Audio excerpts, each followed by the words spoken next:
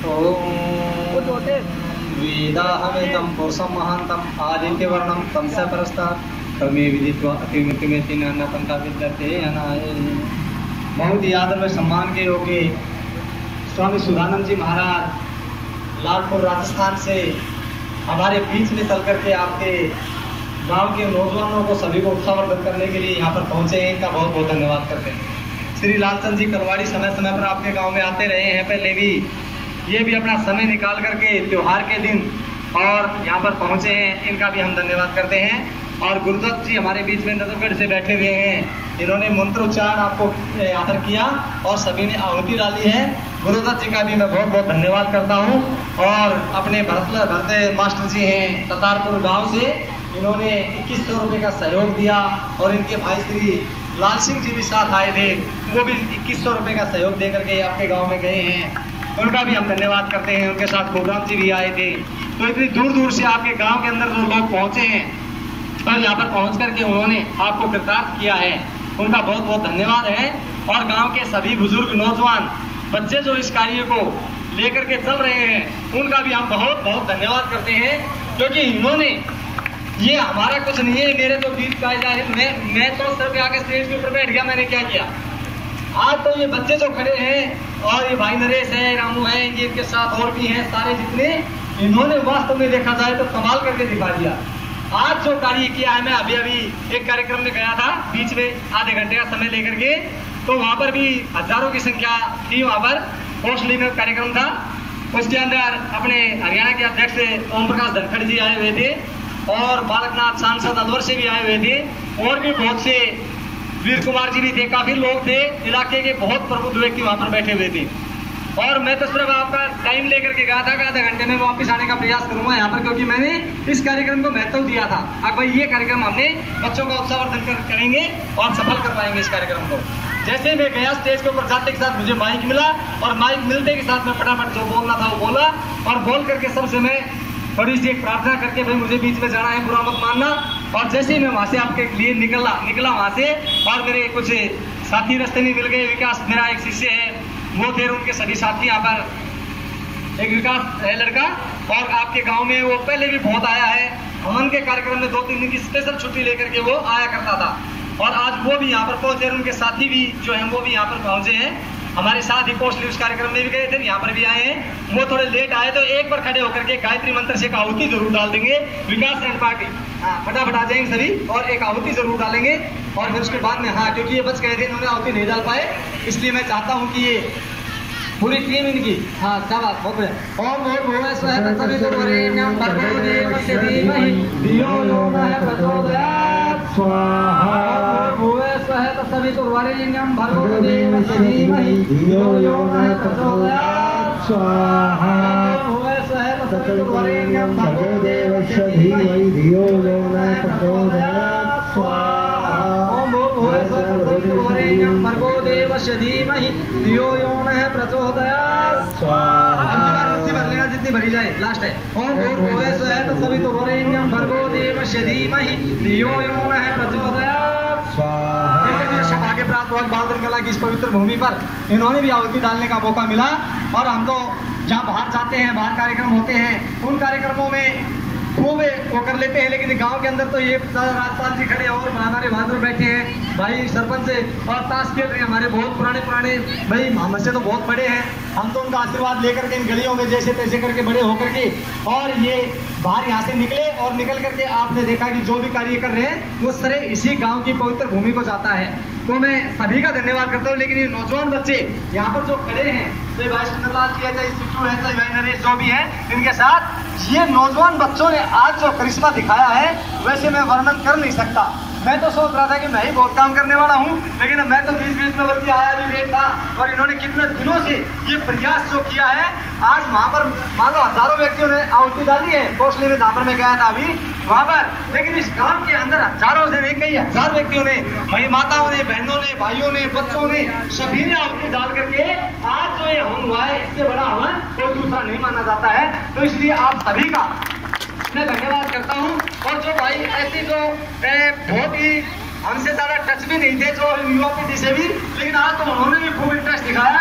भाई सतपाल जी, भाई रोहतास जी बाल्टी टांग करके जो है ना हाथ के अंदर रेवड़ी की, और सबको अपने हाथों से सबका मीठा मुंह करवाया।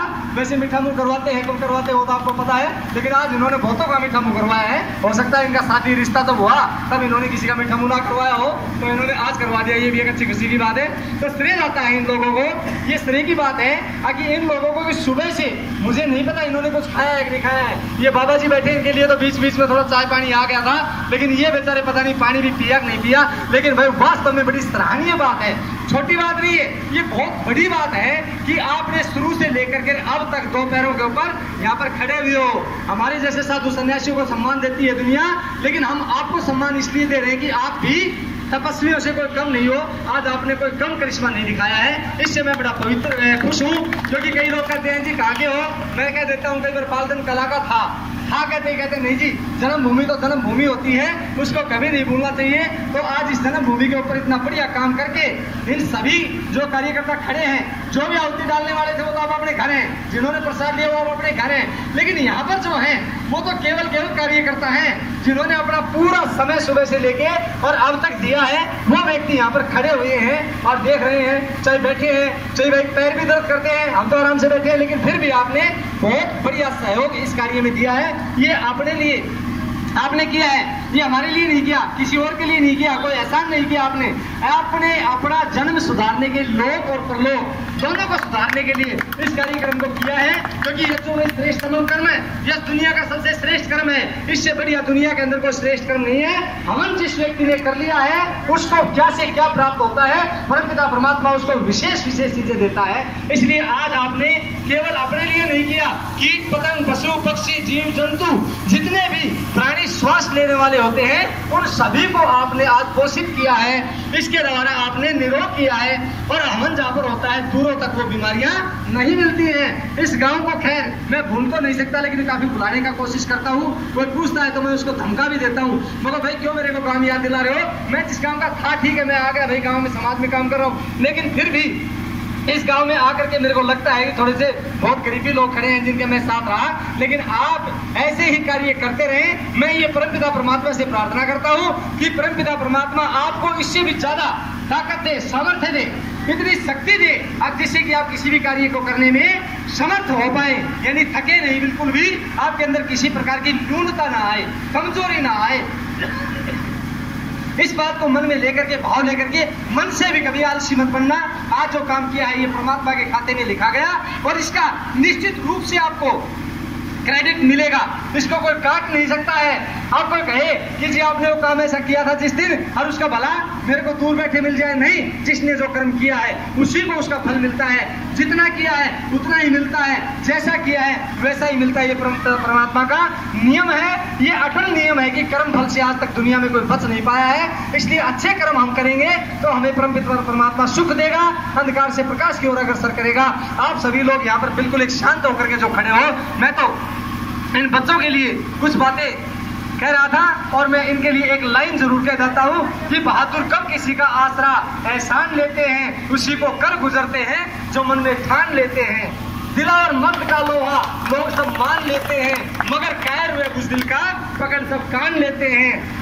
सभी देखते हैं कि कमजोर व्यक्ति को कोई नहीं मानता इस दुनिया के अंदर बलवान, और काम जो करता है माइक लगाने की जरूरत नहीं होती है, हम माइक लगा करके सबको सुना रहे हैं। लेकिन आपने ये काम किया है, वो 10 दिन के बाद इस गांव में आएगा, वो कहेगा भाई इस गांव में बढ़िया काम हुआ है, क्योंकि आपके कर्म की जो आवाज है वो सबसे बुलंद आवाज होती है। कर्म की आवाज कभी छोटी नहीं पड़ा करती है, कर्म की आवाज दूरों तक जाती है, 100 कोसों तक जाती है, हजारों कोसों तक जाती है। इसलिए आपने ये काम किया है, इसकी चर्चाएं देखना, आपके विदेशों तक चर्चाएं चलेगी कि बाल मुल्कला गांव के अंदर जो है ऐसा कार्य हुआ।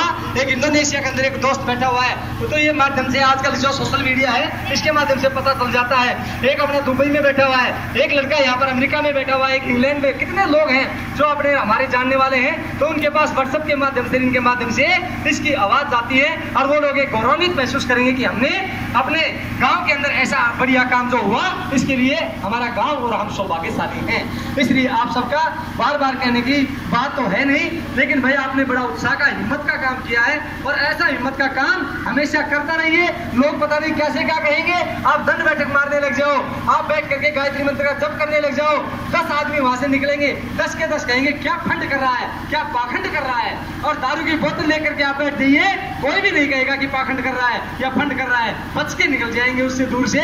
इसलिए अच्छे कार्य करने में अड़चनें आती हैं, आएंगी और आती रही हैं, लेकिन महापुरुष धीर पुरुष जो होते हैं वो अपनी बुद्धि बल से आगे निकल जाया करते हैं, पुरुषार्थ और मेहनत से वो आगे निकल जाया करते हैं। इसी तरह से आप इस गांव के नौजवान बालक, कहते हैं कि बालक जो ये गांव है, बाल धन जो गांव रखा है, बालकों का धन, यानी बालकों के धन का नाम इसका बाल धन रख दिया। तो भाई आपका तो बालक ही जो है धन है, और ये बालक जो खड़े हैं बड़े बड़े नौजवान, इन सब के लिए परमपिता परमात्मा से दोबारा से प्रार्थना करते हैं कि ये सामर्थ्यवान हो, बलवान बने, विद्वान बने, सामर्थ्यवान बने, माता पिता के आज्ञाकारी बने और बड़े बूढ़ों का आदर सम्मान करने वाले ये सभी हो। इतना कह करके मैं पुनः जो यहाँ पर खड़े हैं, चाहे भाई हमारे शिवराम जी हैं, बुजुर्ग हैं, लेकिन इन्होंने भी जो काम किए हैं, चाहे रामगढ़ जी, चाहे आपके जो भी समझ लो, जो राम सिंह जी आजकल प्रधान हैं, और भाई रामोतार जी, भाई जो भी हैं, हमने देखा यहाँ पर बैठे थे रामोतार जी, तो किसी ने कहा बोला ये सादे से आदमी, सादा बिल्कुल, ये सादे से आदमी कौन बैठे हैं, कोई जमींदार है, ऐसे हैं। मगर जी जमींदार है, पूरी जिंदगी लाइन बदली है, कोई दिक्कत वाली बात नहीं है। बोला बिल्कुल सीधे साधे हैं, सिंपल है। मगर जी सिंपल बेसिक और डीसी के बाप है, डीसी के भी बाप है, और इनका बेटा है, और इनका बेटा खुद हम हवन करते थे और कार्यक्रम करते थे, तो फट्टे वाला कच्छा, नाड़े वाला कच्छा पहन करके और पुस्तक लेकर के बगल में और दौड़ करके आया करता था, हल्का हल्का मुस्कुराता हुआ कहा करता था, आचार्य जी मैं लेट हो गया, ऐसे ऐसे करके। तो वहां पर पट्टा जो है कच्छा पहन करके आने वाला, और आज जो है ना समाज के अंदर आप देखते हैं किस पद के ऊपर पहुंच गए हैं। ये सब जो है कर्म का फल है, जो कर्म करता है उसको परमपिता परमात्मा अवश्य फल देता है। तो मैं इतना कह करके सभी गृहस्थियों के लिए, इस गाँव के लिए परमपिता परमात्मा से बस यही प्रार्थना है, परमपिता परमात्मा यहाँ पर खुशहाल रहे और माला माल रहे, सब तरह से परिपूर्णता रहे। इतना कह करके आज सभी का बहुत बहुत धन्यवाद करते हुए मैं अपनी वाणी को विराम देता हूँ। इति ओम शम सर्वे भवन्तु सुखिनः, सर्वे सन्तु निरामया, सर्वे भद्राणि पश्यन्तु, मा कश्चित् दुःखभाग् भवेत्, मा कश्चित् दुःखभाग् भवेत्। इति ओम शम।